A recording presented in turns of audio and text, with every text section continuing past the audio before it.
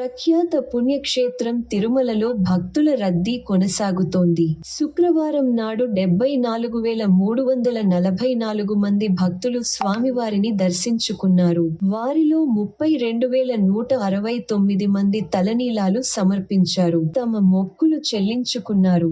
ఆ ఒక్క రోజే హుండీ ద్వారా 2.05 కోట్ల రూపాయల ఆదాయం తిరుమల తిరుపతి దేవస్థానానికి అందింది. వైకుంఠం క్యూ కాంప్లెక్స్ లో 5 కంపార్ట్మెంట్లు భక్తులతో నిండిపోయాయి. టోకెన్ లేని సర్వదర్శనం భక్తులకు స్వామివారి దర్శనానికి 20 నుంచి 22 గంటల సమయం పట్టింది. కంపార్ట్మెంట్లు, క్యూ లైన్లలో ఉన్న వారికి టీటీడీ సిబ్బంది, శ్రీవారి సేవకులు అల్పాహారం, పాలు, మంచినీరు పంపిణీ చేశారు.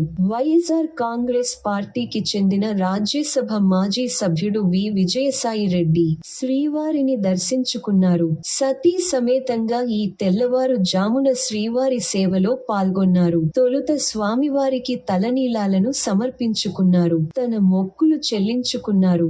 అనంతరం శ్రీవారి సేవలో పాల్గొన్నారు.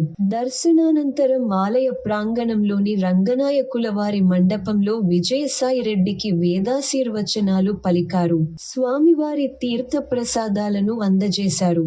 శేషవస్త్రాన్ని బహూకరించారు. ఆలయం వెలుపల సాయిరెడ్డితో మాట్లాడటానికి విలేకరులు ప్రయత్నించగా ఆయన పెద్దగా సుముఖత వ్యక్తం చేయలేదు. ఆవిర్భావం నుంచి వైఎస్ఆర్ కాంగ్రెస్ పార్టీలో కీలకంగా వ్యవహరించిన సాయిరెడ్డి ఇప్పుడు రాజకీయాలకు దూరమయ్యారు. ప్రస్తుతం ఆయన మద్యం కుంభకోణంలో విచారణను ఎదుర్కొంటోన్నారు. సిట్ విచారణకు పలుమార్లు హాజరయ్యారు.